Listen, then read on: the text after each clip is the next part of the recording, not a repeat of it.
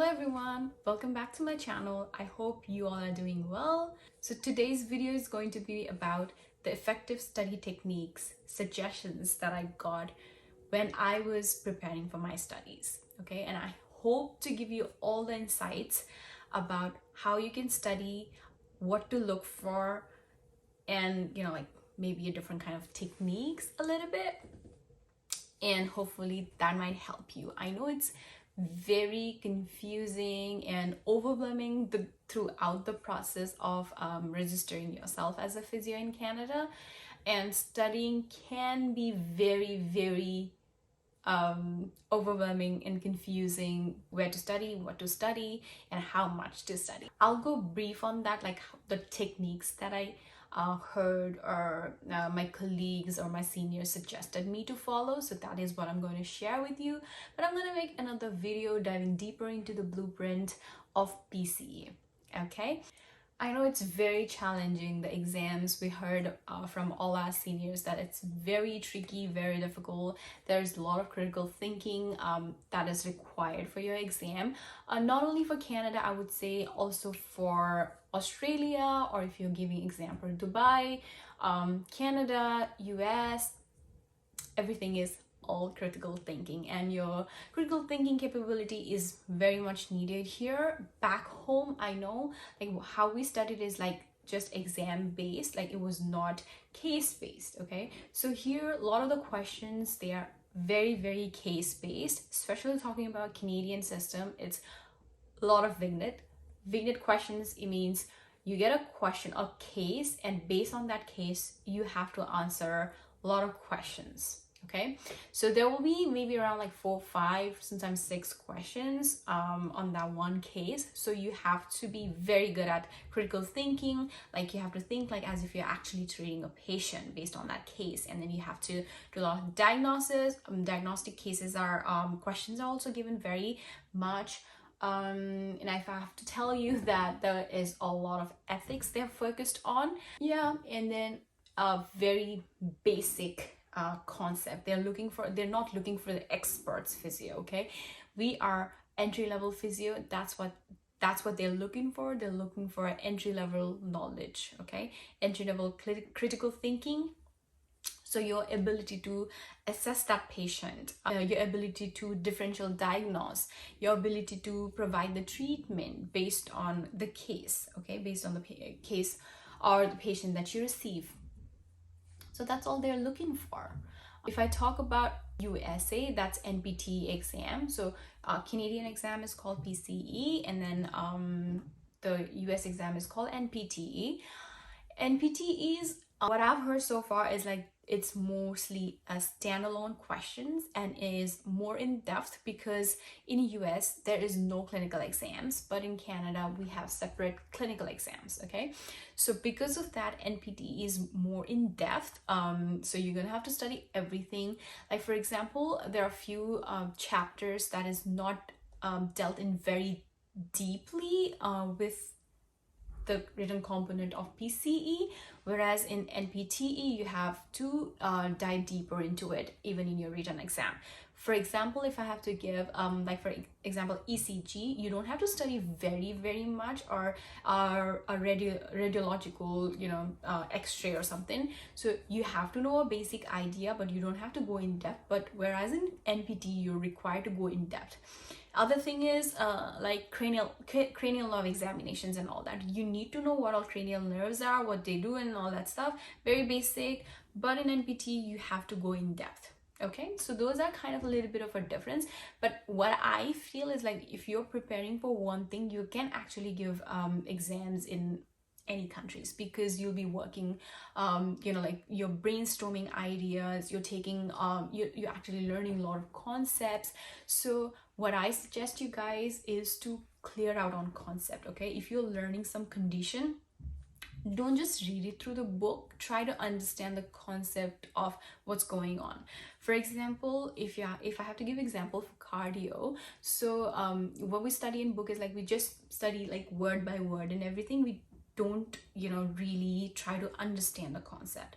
So when you're actually studying for the cardio, what I suggest is like if you're studying hard, you have to connect all the conditions of the heart, like for example, why is the increased BP there, right? And then what is the connection of the blood pressure with the respiratory rate?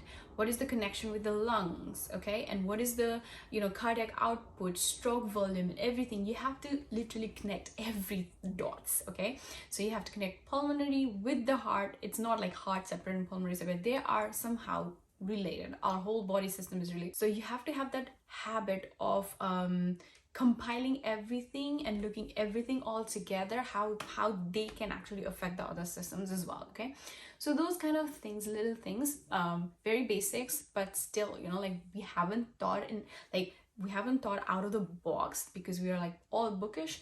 So yeah, it teaches you to think out of the box and think for the solutions. That's all it is.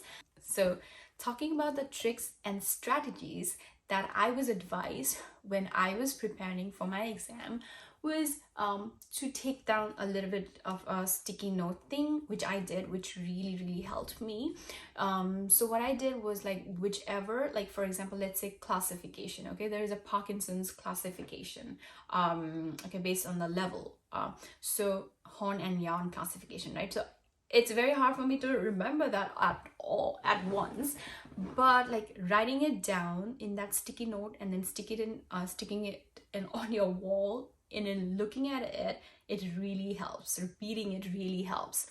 The first thing that I wrote down on my sticky note was acid-base balance, that value, and it comes, okay, usually it comes.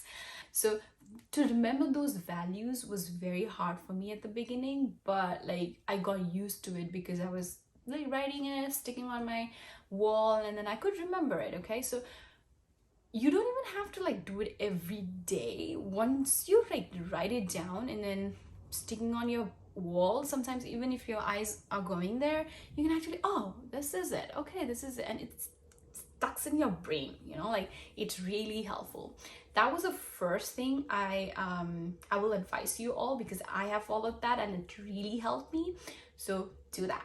Second tip I would give you is, rather than reading it passively, try doing active learning. For what I mean by active learning is, when you read something on a book, try to explain it to yourself, try to speak to yourself. I know it will sound like a little bit Maddie or something when people look at you from outside, but trust me, it really helps when you're trying to actually, you know, teach yourself, or maybe grab someone to teach, you know, like maybe your brother, your sister, your husband, your wife, whoever. Just ask them to sit and listen to you and then try to teach them. That really does help. Okay, so third thing I will suggest is try to make a schedule and stick with that. Scheduling is very important. I can't stress this enough, like how important to schedule it, because if you don't have schedule, you don't know what you're gonna do next. Okay, so giving my own example, so when I know what I'm going to study tomorrow, I'll be on it, you know. But if I don't know what I'm gonna do tomorrow, or what chapters I'm looking into, what topic I'm reading, I'll be like, oh, I'm free. I'm like, you know, like I don't care because I don't have anything. Like my mind is free and stuff like that. But if you have that to-do list of whatever chapters you need to finish on that day, that really keeps you on a track. Trust me, I've done it and it is really helpful. You just have to remind yourself, okay, I need to finish this much today, and then stick with it.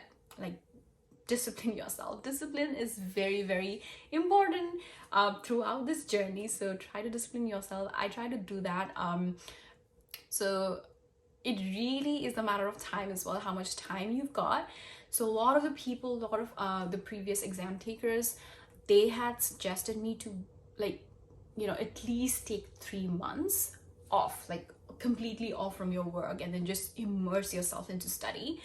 And then I've heard some people, they've invested their time like for a year, 6 months. Okay, but I don't think that much is required. I feel 3 months of your consistency, no distraction, will get you far, like literally very far. You can go in depth, but making sure you're not working, because I didn't work And a lot of the previous exam takers, from the story I've heard, they haven't worked. Okay, they didn't work. They like literally shut everything down and then close in the room. They had to study. But let me tell you, also try to take break. That is the fourth one.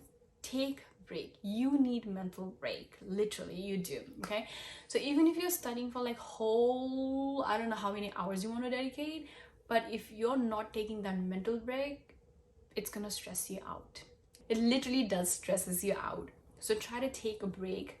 I would say every day, go for a walk, take a stroll, come back, do meditation. You really need it.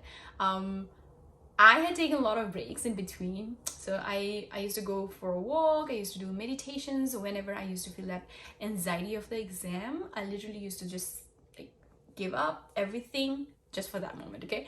Give up everything, and then just sit down on that mudras, okay? That really did help me. And then talk to someone, because we are humans, okay? We tend to get distracted, and when we're doing that very, in that stress, it really takes a toll on us. So if you have someone to talk to for you to get motivated, just do that. That really helps. Okay, I lost the count of tips. So yeah, so another tip that I would give is practicing questions. I know there are no previous questions, but there are a lot of questions formats that are available, so you can take those questions. That really helps.